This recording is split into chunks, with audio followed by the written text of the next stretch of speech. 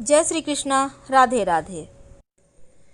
भगवान को प्रकाश पुंज कहा जाता है और इसीलिए हिंदू धर्म में किसी भी शुभ कार्य या फिर पूजा के समय मंदिर में या फिर घर आंगन में कोई भी देवी देवता का आप पूजा करते हैं तो उनके सामने उनके तत्व के आधार पर दीपक जलाते हैं। यानी अगर अपने इष्ट को आप प्रसन्न करना चाहते हैं तो चलिए जानते हैं कि कौन सा दिया जलाएं, कितनी बत्ती का जलाएं और दीपक के नीचे क्या रखें।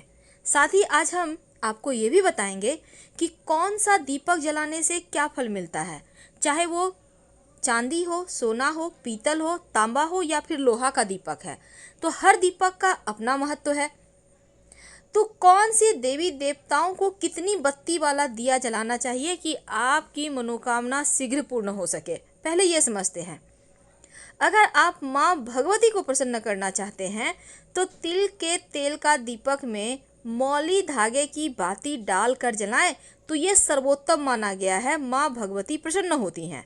लेकिन इष्ट देवताओं को प्रसन्न करने के लिए आप गाय के घी का दिया जलाइए। यानी जब आप पूजा पाठ रोज डेली पूजा करते हैं ना अपने देवी देवताओं को प्रसन्न करने, तो उनके सामने आपको गाय के घी का दिया जलाना चाहिए। लेकिन जब किसी शत्रु का समन करने के लिए आपके शत्रु बहुत परेशान कर रहे हैं, तब ऐसे में आप सरसों का तेल या फिर चमेली का तेल का दिया जलाएं तो शत्रु शांत रहते हैं। और ये दीपक आप हनुमान जी के सामने भी जला सकते हैं।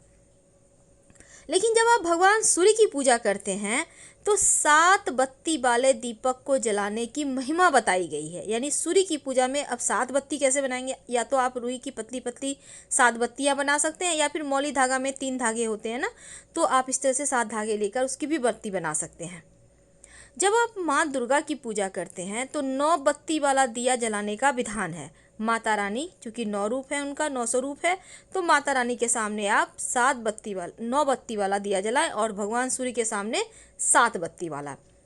लेकिन जब आप हनुमान जी की पूजा करते हैं, भगवान शिव की पूजा करते हैं, तो 5 बत्ती वाला दिया जलाने का विधान है। वैसे तो आप 2 बत्ती भी जलाते होंगे, एक बत्ती तो नहीं ही। लंबी बत्ती जब आप जलाते हैं तो एक बत्ती मत जलाइएगा, हमेशा 2 जलाया जाता है।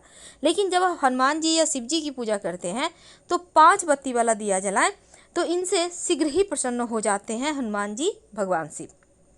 लेकिन दीपक जलाते समय दीपक के नीचे क्या रखें, देखिए उसकी भी अलग महिमा है। अगर आपके जीवन में किसी भी तरह का कष्ट है, चाहे वो स्वास्थ्य का हो, धन का हो, सुख शांति, बहुत तरह के कष्ट होते हैं, तो 7 जो सप्त धान्य जिसको कहते हैं, 7 तरह के अनाज थोड़ा सा आप एक डिब्बा में मिक्स करके रख लें और थोड़ा सा उसमें से निकाल के दीपक के नीचे रखें। हर तरह के कष्ट से मुक्ति मिलेगी।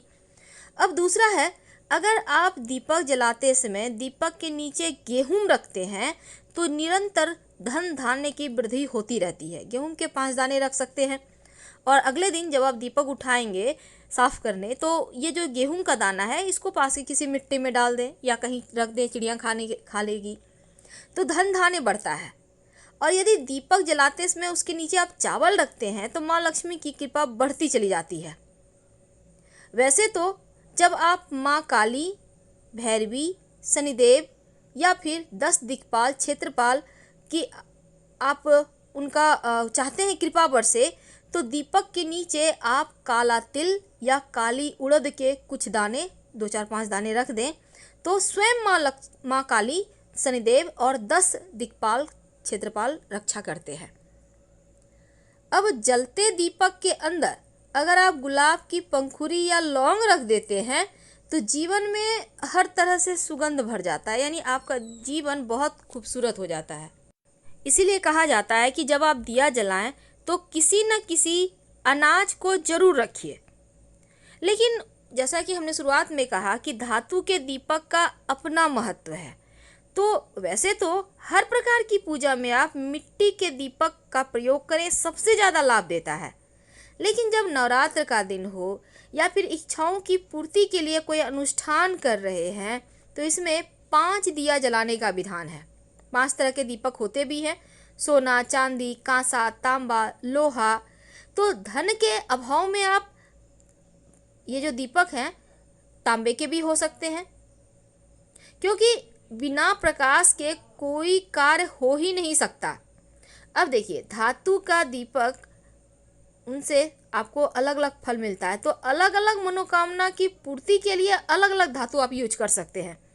अब जैसे सोने का भी दीपक होता है, तो सोना का दीपक जब आप जलाते हैं तो सोने के दीपक में सूर्य और गुरु का वास होता है, और सोने के दीपक को पूजा वेदी के अगर आप मध्य में, जहाँ पूजा करते हैं, ठीक बीच में गेहूं के ऊपर दीपक को रखते हैं, गेहूं का आसन देकर दीपक रखते हैं और गुलाब की पंखुड़ी चारों तरफ बिखेर दें, और इस दिया में सोने के जो दीपक होगा इसमें घी डालिएगा और रुई की लंबी बाती लगाइएगा, एक बाती नहीं, 2 बाती, पूरब की तरफ इस दीपक का मुख होगा। अगर इस तरह से आप दिया जलाएं तो उन्नति करते जाएंगे, बुद्धि निरंतर बढ़ती जाएगी। चांदी का दीपक, देखिए चांदी के दीपक में चंद्रमा और शुक्र का वास होता है, और चांदी के दीपक को चावल का आसन देकर रखा जाता है। सफ़ेद गुलाब या अन्य सफ़ेद फूलों की पंखुड़ी को चांदी के दीपक के चारों तरफ बिखेर के रखें, और चांदी के दिए की जो लौ होगी वो पूर्व दिशा की तरफ होगी। इस दीपक में भी गाय का घी ही डाला जाएगा, इससे धन बढ़ता है, सही दिशा से धन आता है।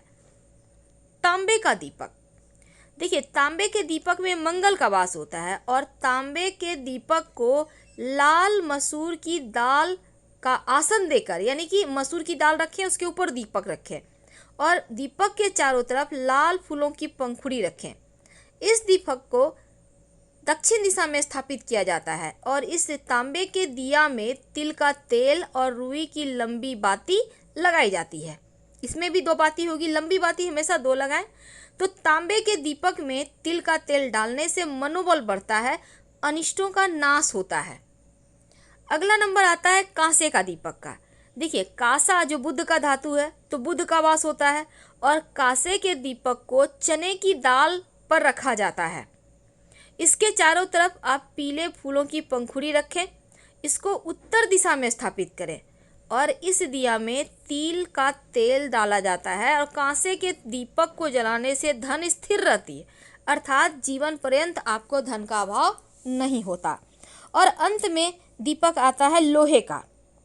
तो लोहे का जो दीपक है उसमें शनि का वास होता है, और लोहे के दीपक को उड़द की दाल का आसन देकर ही रखना चाहिए, और दीपक के चारों तरफ अगर आप चाहें तो ब्लू कलर के फूलों की पंखुड़ी रख दें। इस दिया को पश्चिम दिशा में स्थापित करना चाहिए। इस दीपक में आप लोहे के दीपक में सरसों का तेल डालिए, और लोहे के दीपक में सरसों के तेल की ज्योति जलाने से अनिष्ट और दुर्घटनाओं से बचाव होता है। तो ये तो थी दीपक की महिमा कि कौन से दिए जलाने से क्या फल मिलता है, और दीपक के नीचे क्या रखें कि आपकी मुश्किलें कम हो जाए। फिलहाल विदा लेते हैं। जानकारी अच्छी लगे तो लाइक कर सब्सक्राइब करें, अपनों से शेयर करें, और कमेंट में हर हर महादेव जरूर लिखें। धन्यवाद।